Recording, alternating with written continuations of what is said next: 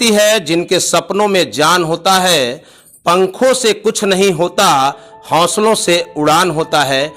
हम लोग एक ऐसी बिटिया के पास बैठे हैं जिसने सोनभद्र का नाम रोशन किया है, एक इतिहास बनाया है।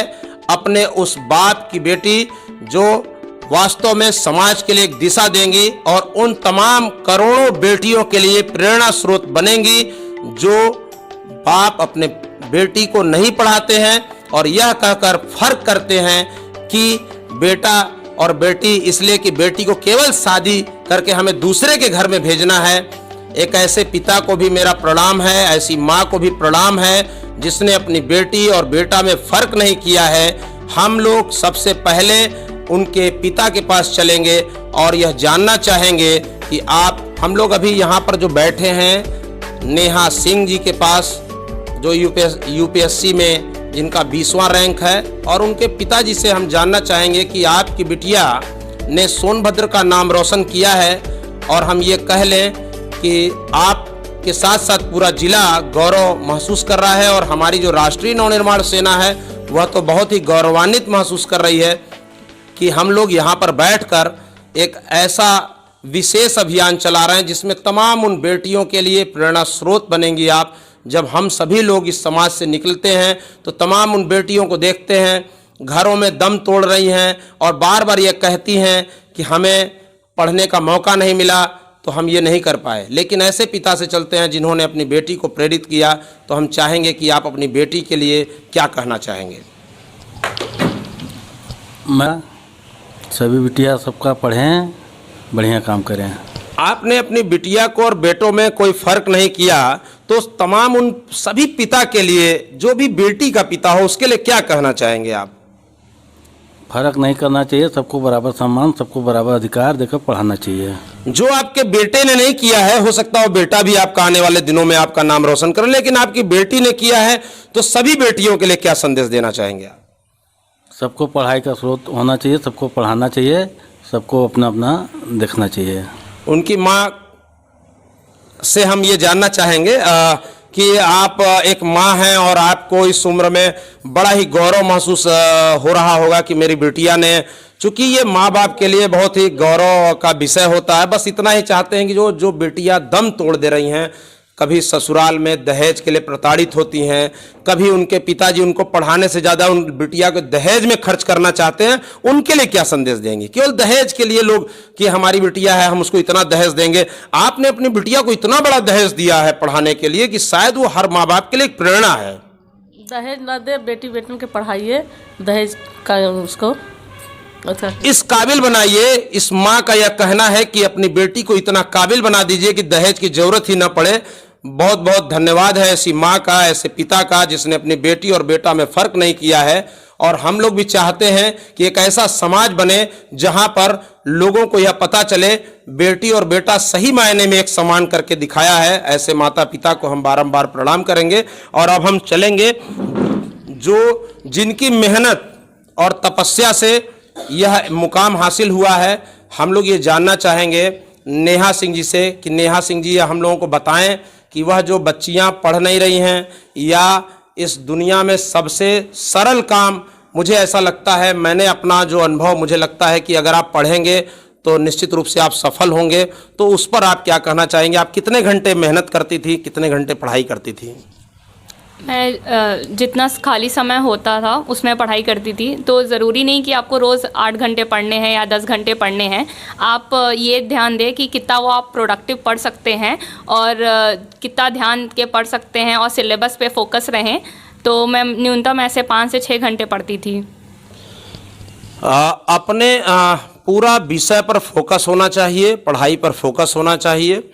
और जो हम लोगों के साथ जो बैठी हैं पूरे देश का नाम रोशन करेंगी। तमाम ऐसी जो महिलाएं हैं जो पीड़ित होती हैं, बहुत से ऐसे मामले आते हैं दहेज को लेकर। उनकी माँ ने बता ही दिया, बिटिया को दहेज देने से अच्छा है आप उनको पूरा पैसा पढ़ाई में खर्च करिए, जो बिटिया हमारे समाज का आने वाले देश में नाम रोशन करें। हम ये चाहते हैं कि जो माँ बाप फर्क करते हैं अपने बेटा और बेटी में, और बिटिया को केवल ये समझते हैं कि नहीं ये इनको दूसरे के घर भेजना है, तो उस माँ बाप को क्या संदेश देना चाहेंगे एक बिटिया के रूप में? मुझे ऐसा लगता है कि आप सभी मतलब सबके अलग अलग कैलिबर है, तो आप उस चीज़ को उसके अकॉर्डिंगली वो क्या इंटरेस्ट रखते हैं कि आप पढ़ाई के क्षेत्र हो या फिर स्पोर्ट्स का क्षेत्र हो या पेंटिंग हो, डांसिंग हो, कोई भी अलग क्षेत्र हो, अगर उसका इंटरेस्ट है तो उसको उस पे पहले उसको प्रेरित करें, उसको आगे बढ़ावा दें, और ना कि उसको शादी या इस सब चीज़ों में उसको मतलब इन्वॉल्व करें। जैसे कोई कभी समय आया था जब आपको लगा कि हमारा सिलेक्शन नहीं हो रहा है या नहीं होगा, उस समय आपको कौन मोटिवेट किया या मोटिवेशन हुआ आपका? मेरे दोस्तों से, क्योंकि हम हॉस्टल में रहते थे तो हम उन्हें बताते थे कि हमें क्या महसूस हो रहा है, अभी क्या दिक्कतें आ रही हैं, इतना सिलेबस बाकी है, समय बहुत कम है। तो उस टाइम जो हमारे फ्रेंड्स रहे हमारे साथ और हमें मोटिवेट किए कि नहीं कर सकते हो अभी और टाइम है, तो मुझे लगता है कि वो लोग ने काफ़ी मोटिवेट किया।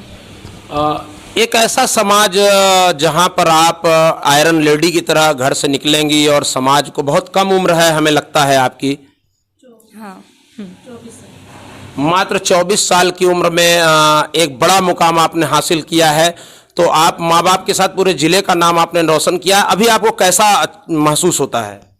मुझे बहुत अच्छा अनुभव होता है, और मैं कोशिश करूँगी कि जो मुझे आगे कार्य करना है और आगे भी अपने माता पिता और पूरे परिवार सबको गौरवान्वित महसूस कराऊँ। एक चीज़ मैं ये कहना चाहता हूँ, चूँकि मैं 24 साल की नेहा जी के पास बैठा हूँ, बात इसलिए उम्र की कर रहा हूँ क्योंकि 24 साल में जो आपने मुकाम हासिल किया है वो शायद ही बहुत से कम लोगों को मिलता है। अपने उम्र का सही समय पर सही पढ़ाई करके जो आपने पाया है वो सभी के लिए, हमारे लिए और तमाम उन लोगों के लिए प्रेरणा है जो लोग अपना जो समय आपने दिया समाज के प्रति और अपना जो पढ़ाई के प्रति आपने दिया है। जो लोग नेता हैं, राजनीति क्षेत्र में हैं, मैं उनके लिए कहना चाहता हूं, आज चुनाव का समय है, चुनाव का डेट घोषित हो चुका है। मैं उन लोगों को प्रेरित करना चाहता हूं कि आप अपना समय पढ़ाई में देंगे तो निश्चित रूप से आप जरूर कुछ बनेंगे, क्योंकि राजनीति, बहुत से जो लोग हैं राजनीति में, चूँकि जनता आपको चुनती है, यहाँ जब आप पढ़ाई करेंगे तो जनता आपको वोटिंग नहीं करेगी, यहाँ खुद आप अपना जानते रहेंगे कि मुझे क्या बनना है। आपको आईएएस बनना है, पीसीएस बनना है, क्लर्क बनना है, ये आप जानते हैं और आप उतनी पढ़ाई करते हैं। तो मैं चाहूँगा कि आप जो लोग आपके उम्र के, चाहे वो युवा हों, चाहे लड़के हों, चाहे लड़कियां हों, राजनीति में जा रहे हैं, तो मैं चाहता हूं कि उनसे भी आप अपने तरीके से कि आप पढ़ाई करेंगे तो गारंटी है। जैसे मुझे 19 साल हो गए, मुझे ऐसा लगता है कि हम कितना मेहनत कर देंगे कि हम राजनीति में विधायक, सांसद, मंत्री, मुख्यमंत्री, प्रधानमंत्री बन जाएंगे, ऐसा कोई मानक नहीं है राजनीति में। तो हम ये चाहते हैं कि आप उन बच्चों को भी संदेश दे सकें जो कॉलेजों में चुनाव लड़ते हैं या अपना समय पूरा राजनीति में खर्च कर दे रहे हैं, उनके लिए क्या संदेश आपका होगा?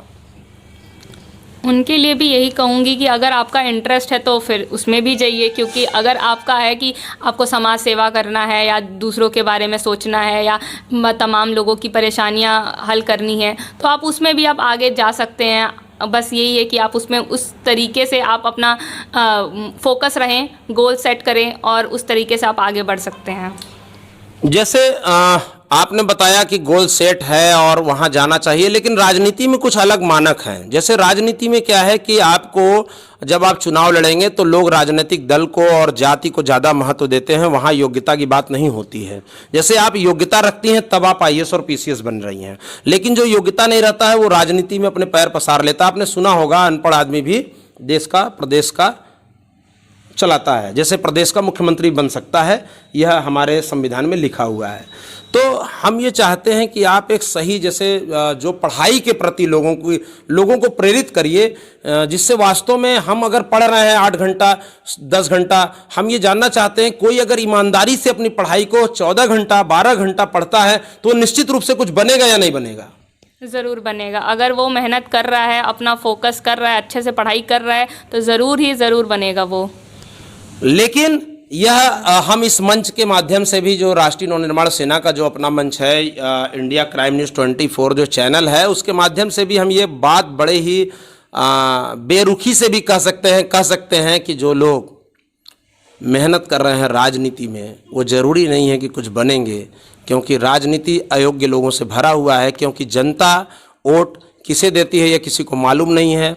जनता अपना नेता किसको चुनती है, जाति को कि राजनीतिक दल को। योग्य आदमी को चुनने के लिए जनता का योग्य होना जरूरी है। जनता ये बार बार कहती है कि नेता काम नहीं करते। सवाल जनता से है कि आपने नेता को कब चुना। यहाँ पर हमारी जो बिटिया है, जो योग्य बिटिया है, जो वास्तव में अपने नाम का डंका उसने, नेहा सिंह, अभी आज से 1 महीने पहले तक पूरा जिला नहीं जानता था नेहा सिंह कौन है। आज पूरा जिला जानता है नेहा सिंह कौन है और उनके पिताजी कौन है। इस पर क्या कहना चाहेंगे, कैसे हो पाया, ये कितने दिनों की मेहनत है, कितनी तपस्या है, इसमें कितना रोल आपका है, कितने आपके माँ बाप का है और कितना आपकी मेहनत है, ये हम लोग सब चीज़ विस्तृत रूप से जानना चाहेंगे। मेरा शुरू से था कि मुझे ऑफिसर ही बनना है। मेरे माँ बाप ने हमेशा हमें सपोर्ट किया कि नहीं, तुम्हें एक अधिकारी ही बनना है। तो मैं शुरू से ही, जब मैं ग्रेजुएशन में गई तो स्टार्टिंग से ही मैंने प्रिपरेशन स्टार्ट कर दी। आज से 3 साल पहले 2019 से मैंने तैयारी स्टार्ट की थी और मेरा ये सेकंड अटेम्प्ट था। तो पहले अटेम्प्ट में जब मेरा फाइनल सिलेक्शन में मेरिट लिस्ट में मैं नहीं आ पाई थी तो मुझे बहुत ही लो महसूस हुआ था। बट उस समय मेरे माँ बाप और मेरे परिवार ने बहुत हमें सहारा दिया, बोला कि नहीं, अब फिर से वापस से ट्राई कर सकते हैं और फिर से वापस से उतनी मेहनत करके आगे बढ़ सकते हैं। तो फिर से मैंने वही तैयारी स्टार्ट की और फिर अब मैं क्लियर हुआ मेरा फिर दूसरे अटेम्प्ट में। बहुत से लोगों का कई बार एग्ज़ाम देते हैं, फेल हो जाते हैं, लेकिन आपका एक बार हुआ, दूसरी बार में हो गया। इसका जो पीछे जो मेहनत था, जो आपने कितना मेहनत किया, उससे कितना ज़्यादा मेहनत आपने किया। जो पहली बार में नहीं हुआ, दूसरी बार के लिए आपने कितनी तैयारी की उससे। और अभी पता चला कि आप नौकरी भी कर रही थी। नौकरी करने के साथ साथ ये कैसे हो पाया?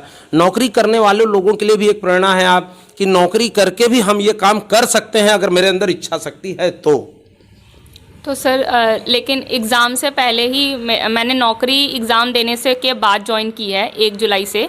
और उससे पहले मैं कॉलेज में पढ़ती थी, कॉलेज के भी एग्ज़ाम्स थे, उसके साथ साथ मेरी प्रिपरेशन चल रही थी। अभी मैं इसी 2022 में ही कॉलेज पास आउट हूँ। उसके बाद मेरे को कॉलेज प्लेसमेंट के थ्रू जॉब मिली थी, तो मैंने वो जॉब को भी कंटिन्यू रखा, साथ साथ अपनी प्रिपरेशन भी कंटिन्यू रखा, क्योंकि अभी हाल ही में ही इंटरव्यू हुआ है UPSC का, तो इसीलिए दोनों एक साथ कर रहे थे। हम लोग नेहा सिंह जी से बात कर रहे थे और नेहा सिंह जी ने हमारे ज़िले का सोनभद्र, अभी डाला में रह रहे हैं, पहले आप लोग ओबरा में रहते थे। और आप के कारण हम उन तमाम बेटियों को एक संदेश देना चाहते हैं कि बेटियां सबसे ज़्यादा मेहनती होती हैं। यह इतिहास के पन्नों में लिखा गया है। सबसे पहली प्रथम महिला शिक्षिका सावित्रीबाई फूले रही, जिनका 3 जनवरी को जन्मदिवस मनाया जाता है। और एक आप वो महिला हैं जो 24 साल मात्र उम्र है उनकी, और 24 साल में वो आपने काम किया है अपने पढ़ाई के दम पर, अपनी योग्यता के दम पर, जो शायद ही एक साधारण आदमी के बस की बात नहीं है। लेकिन एक साधारण आदमी भी असाधारण बन सकता है, लेकिन लगातार उसको चलते रहना पड़ेगा। रस्सी के बार बार आने जाने से पत्थर पर निशान पड़ता है। मैं चाहता हूं कि आप तमाम उन लोगों को, जो लोग पढ़ने में कमज़ोर हैं, उनके लिए आप एक उदाहरण हैं। निश्चित रूप से आप आने वाले दिनों में उदाहरण बनेंगी। हर बार आपका नाम लिया जाएगा और हम लोगों को उम्मीद है आपसे कि आप एक ऐसा काम करेंगी उस क्षेत्र में जिसमें आपके माँ बाप का नाम पुनः रोशन होगा।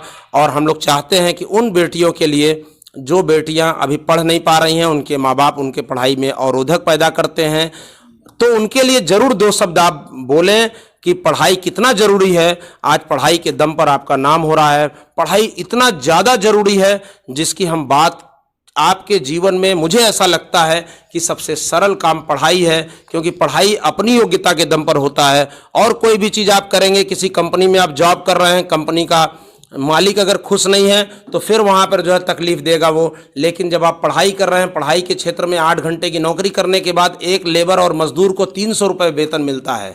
300 रुपये के लिए वो 8 घंटे मेहनत करता है। उन लोगों के लिए कहना चाहूँगा कि वो 8 घंटे मेहनत कर ले पढ़ाई में, तो उन अपने बेटे को यह बताएं कि आप, मेरा बेटा, तुम आज जान लो कि मैं 8 घंटे मेहनत करता हूं तो मुझे मात्र 300 रुपये मिलता है, मैं लेबर हूं। अगर तुम 8 घंटे पढ़ाई कर लोगे तो तुम IAS और PCS तो नहीं बनोगे, लेकिन कम से कम क्लर्क तो ज़रूर बन जाओगे, एक अच्छी नौकरी तो ज़रूर कर लोगे। इसलिए हम चाहते हैं कि आपका 2 शब्द उन लोगों के लिए भी हो जो लेबर हैं, अपने बच्चों को नहीं पढ़ा पा रहे हैं, उनके लिए क्या कहना चाहेंगे आप? कि अच्छे से पढ़ाई करें। जो भी अगर आपका गोल्स है कि आपको पढ़ाई करना है तो उस चीज़ पे फोकस रहें और अपनी मेहनत को कंटिन्यू रखें। बहुत कम बोल रही हैं नेहा सिंह जी, नपातुला बोल रही हैं, लेकिन हम लोग चाहते हैं कि एक बात ये बताएं कि जो उन लोगों के लिए कैसे वो बेचारे जो लोग हैं जो अपने बच्चों को, आज भी आपको मैं बताना चाहता हूँ, एक आंकड़ा आया था, सर्वे आया था कि 60 से 70% आज भी माँ बाप ये सोचते हैं कि अपनी बिटिया को हमको केवल शादी करके घर भेजना है, तो हमको इसको पढ़ाई में क्या फोकस कराना है। और आप भी जानती होंगी, आप भी पढ़ाई के क्षेत्र से यहाँ पहुँची हैं कि लड़कियाँ अधिकांश केवल BA लेती हैं, तो लड़कियों को पढ़ने के लिए प्रेरित करना है आपको। तो मैं चाहता हूँ कि आपके माध्यम से हम लोग, ये जो वीडियो वायरल होगा तो लड़कियाँ प्रेरित हों, उनके माँ बाप भी प्रेरित हों कि कितना पढ़ाई जरूरी है। और लड़कियाँ वास्तव में, लड़कियाँ इतना जानकार होती हैं, इतना उनका दिमाग तेज होता है, शायद पुरुषों का कम होता है। वो हर जिम्मेदारी, वो घर का खाना भी बनाती हैं, घर को भी चलाती हैं और हर काम कर लेती हैं। तो माँ बाप का भी हाथ बटाती थी आप खाना पीना में कभी, जो है कि नहीं बटाती थी? नहीं बटाती थी, कोई बात नहीं है, नहीं बटाती थी, तभी तो कभी चाय वाय बनाती थी, चाय वाय थोड़ा सा नहीं, ये ठीक भी है कि अगर हम हाँ हॉस्टल में रहती थी तो, लेकिन ये तो माँ बाप का इसमें बहुत बड़ा स्नेह है। माँ बाप अपनी बिटिया से एक भी काम नहीं कराते थे पढ़ाई के दौर में। या माँ बाप के लिए भी एक सीख है कि हर माँ बाप अपने बिटिया को पढ़ाई के समय में ना कोई काम कराएं। यह तो आप सीख देना चाहेंगे, ये बोल दीजिए इसमें। माँ बाप सबको बेटी को पढ़ाई पर, काम पर नहीं जोर देना चाहिए, पढ़ाई पर ज़्यादा जो पढ़ रही है तो उसको पढ़ाई पर जोर दिया जाए। देखिए, ऐसी माँ और ऐसे पिता के लिए हम कितनी बार बारंबार प्रणाम करें कम होगा, क्योंकि एक बिटिया, एक बेटा जब IAS और PCS बनता है तो उसके पीछे बहुत लोगों की मेहनत और बहुत लोगों की तपस्या छुपी रहती है। मौसा जी भी हैं, मौसी भी हैं उनकी, तो हम चाहेंगे कि मौसी जी अपने भतीजी के लिए कुछ बताएं कि भतीजी को कितना मेहनत कर रही थी, तो आप उस समय क्या कह पा रही थी? मौसा से बात कर रही हूँ। मेरी बेटी बहुत मेहनत की, पहले से जब छोटी सी तब से बोलती थी कि हमको IAS बनना है, हमको ये करना है, करके अपना काम तभी खेलने जाती थी। क्या बात है। हाँ, मौसा जी से भी हम लोग चाहेंगे कि यहाँ पर मौजूद हैं, तो चूँकि आपके भी घर परिवार में लोग हैं, तो हम लोग ये जानना चाहते हैं कि बेटियों को कितना प्रेरित करना चाहिए। आज बिटिया के कारण हम सभी का, पूरे ज़िले का गौरव सम्मान बढ़ रहा है। आज हो सकता हो अभी बेटा अभी आगे बढ़े और सम्मान बढ़ाए, लेकिन जो बिटिया ने सम्मान बढ़ाया है उसके लिए आप क्या कहना चाहेंगे? मैं सबसे पहले सभी बच्चों को ये कहना चाहता हूँ कि माँ बाप भरोसा करके आपको बाहर भेजते हैं पढ़ने के लिए, आप लोग पढ़ाई कीजिए, उनका दुरुपयोग मत करिए। बहुत लोग माँ बाप को धोखा देते हैं बाहर जाके। आप लोगों से हाथ जोड़ के निवेदन है बच्चों से कि आप लोग मेहनत करें, पढ़ें, आगे ले जाएँ, अपने माँ बाप का सपना पूरा करें। जो लोग जाके बाहर थोड़ा सा गलत लाइन पकड़ लेते हैं, बच्चे या बच्चियाँ, वो अपने माँ बाप का दिल न तोड़ें, उनका मान सम्मान रखें और जाके आगे पढ़ाई करेंगे तो जिस क्षेत्र में जाना चाहें उसी क्षेत्र में जाएं। ये नहीं कि हर कोई IAS बनेगा। जिसको जिसमें भरोसा है उस माँ बाप को, उसी जिसमें इंटरेस्ट है जो बच्चों का, वो माँ बाप को चाहिए कि उस बच्चे को उसी में भेजें, ज़बरदस्ती दूसरे लाइन में न भेजें। यही मेरा बस कहना है। बहुत बड़ी बात आपने कही कि जिसको जिस क्षेत्र में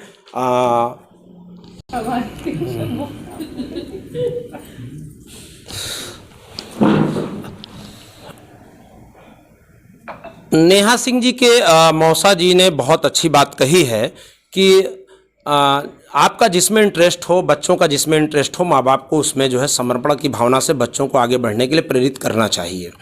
जैसे कि आप जानते हैं कि सचिन तेंदुलकर जी 10 फेल थे और ऐसे बहुत से उदाहरण हैं। धीरूभाई अंबानी का भी उदाहरण है, रतन टाटा का भी उदाहरण है कि बहुत पढ़े लिखे लोगों को वो नौकरी पे रखते थे, तो लेकिन उनका अपना जुनून था, अपने क्षेत्र में वो काम करना चाहते थे। अगर सचिन तेंदुलकर को IAS बनाया जाता तो हो सकता है वो न बन पाता। आपका कथन बहुत ही सही है, हर व्यक्ति का अपना अपना क्षेत्र है, उसमें जिसका इंटरेस्ट हो उसमें आगे बढ़े।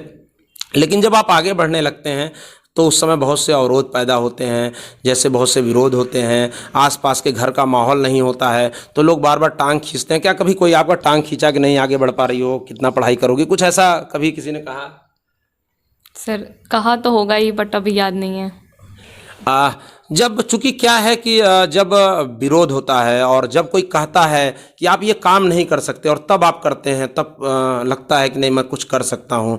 और यह कटु सत्य है जो जीवन का, कि जो आप सोचते हैं आप वो कर सकते हैं, और जो आपने अभी तक नहीं सोचा है उसे सोच डालिए। हम लोग इस जो नेहा सिंह जी के साथ हम लोग बैठे हैं आज एक बहुत अच्छी बातचीत के साथ, एक तमाम जो बिटियां हैं उनको बेटा के ही तरह समझिए। बिटिया और बेटा में कोई भेद न करिए। बिटिया भी आगे जाएंगी, आपका सम्मान बढ़ाएंगी, और बेटा भी आपका सम्मान बढ़ाएगा। जो आपके सम्मान बढ़ाने में जो पढ़ाई कर रहा है, जो मेहनत कर रहा है, उसको बहुत आगे बढ़ाने की ज़रूरत है। और हम लोग तमाम उन लोगों से निवेदन करना चाहते हैं कि अगर आपके बच्चों को किसी भी तरह की पढ़ने में कोई समस्या आ रही है तो हम लोगों के नंबर पर 94 50 38 1000 ज़रूर फ़ोन करिएगा। हम लोग आपकी किसी भी तरह की मदद कर सकेंगे तो ज़रूर करेंगे। जय हिंद, जय भारत।